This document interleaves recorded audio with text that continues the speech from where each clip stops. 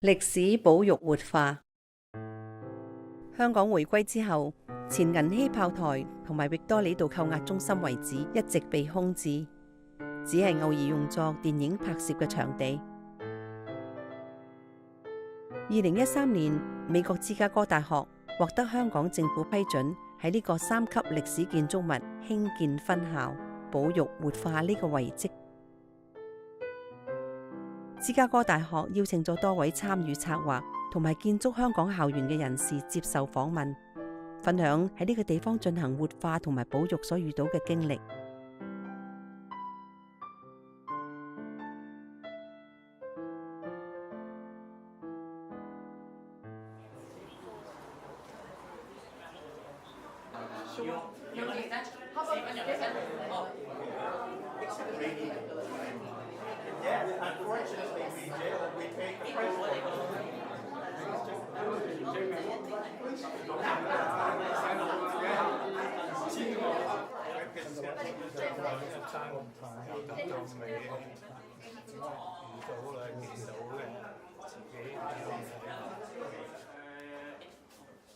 咁呢一點原本係一個軍事遺跡同埋一個政治拘留有關嘅一個歷史嘅遺址。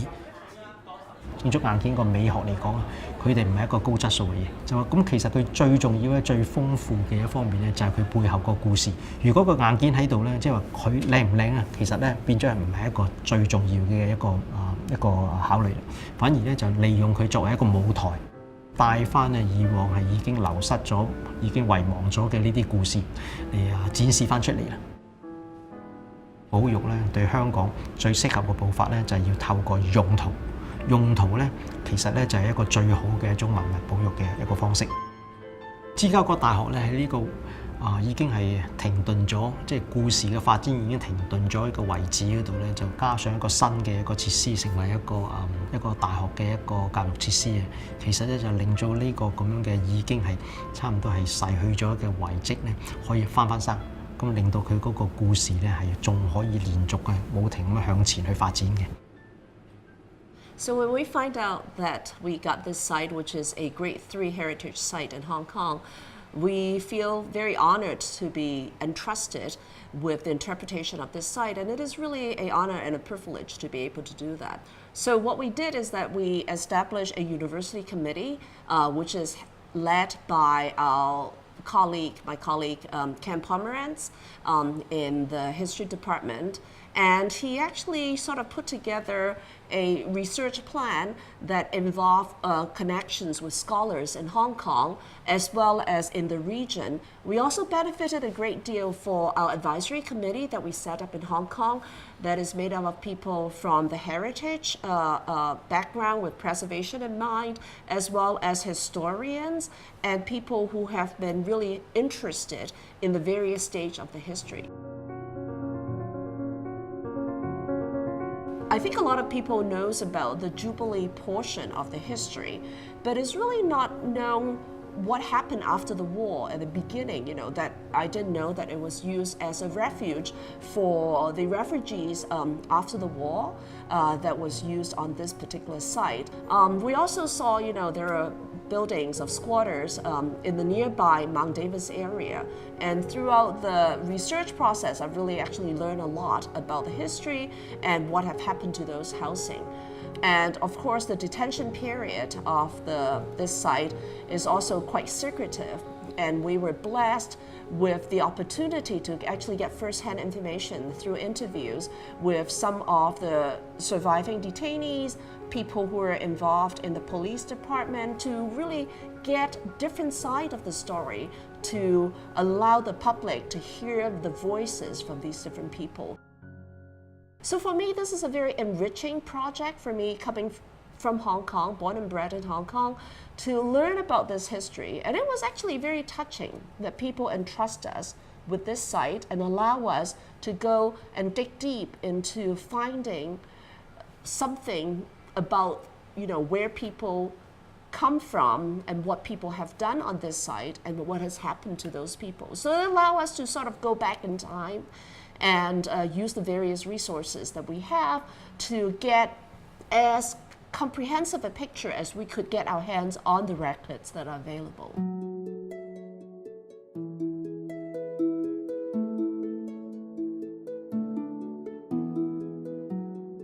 好多時候咧，大家都會中意用獅子山下去介紹翻香港人嘅拼搏精神，但係其實喺港島咧都有摩星嶺下，都有同樣地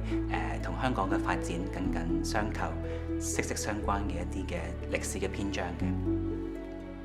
佢最原本咧就係一個軍事嘅重地，所謂嘅銀禧炮台。而好難得地咧，好多銀禧炮台嘅重要嘅建築，尤其是係當年用嚟俾士兵去住宿嘅地方，或者嗰啲炮台嘅位置啲炮位，仍然存在嘅喎。咁能夠經歷咗咁多年嘅歷史嘅洗禮，咁多中間唔同用途嘅改動，仍然有個建築物喺度，其實好難得。喺香港係一個好特別嘅例子，咁所以都好開心啦！今次同到唔同嘅建築師團隊、顧問團隊合作，大家嘅諗法都好相似，都知道做到咧，除咗歷史古蹟重要之外，新嘅建築都要有啲配合嘅。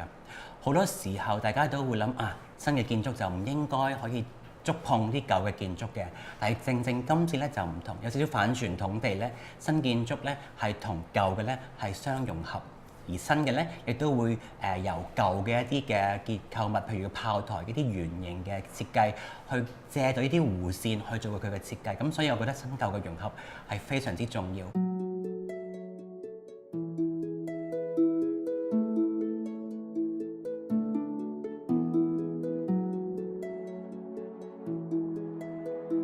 古蹟傳釋唔係單單地提供到一個歷史嘅地方嘅一啲資料，譬如話邊一年去興建，邊一年有啲咩破壞等等，唔係咁簡單嘅。我哋希望透過一啲資料、啲展板，能夠令到啲參觀者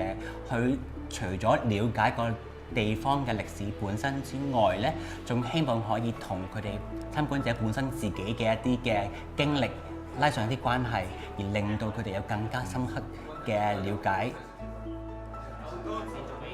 我哋整個嘅文物展示嘅計劃就唔局限於喺原本嘅 Block B Annex 嘅，亦都用到好多嘅歷史嘅圖片啦、建築物嘅圖啦，甚至乎喺世界各地，譬如英國啊、日本揾翻嚟嘅歷史圖片同埋一啲地圖。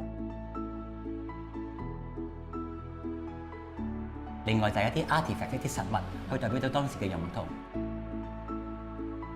喺設計呢個中心嘅時間咧，我哋除咗要充分咁樣利用到個空間去講到佢個歷史發展啊，或者建築設計嘅特色之外咧，都要考慮翻其實呢個中心咧係為大眾市民而設計嘅，咁所以都要配合翻建築條例嘅要求啦，就係咧所有嘅人士都能夠參與到啦，同埋可以咧入到嚟去參觀每一個地方。咁所以某啲地方嗰啲房間可能即係門太細啊，唔能夠俾輪椅使用者通過咧，我哋都唔會擺任何嘅歷史資料。反而咧變翻一個空間，就俾大家去欣賞翻當時嘅用途原來係咁樣嘅喎。佢點樣可以表現到以前譬如啲扣押者啊或者警察佢哋喺嗰個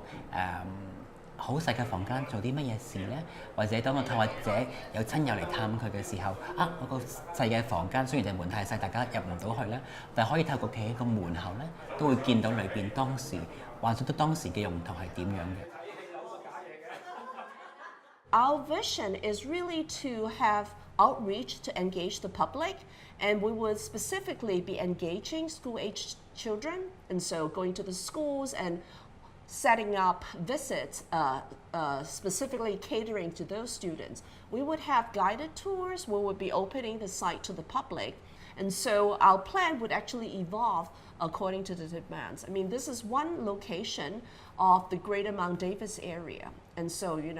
having the history of this whole battery for the Jubilee Battery and the Mount Davis site would be an interesting thing to be collaborating with local people and local groups as well.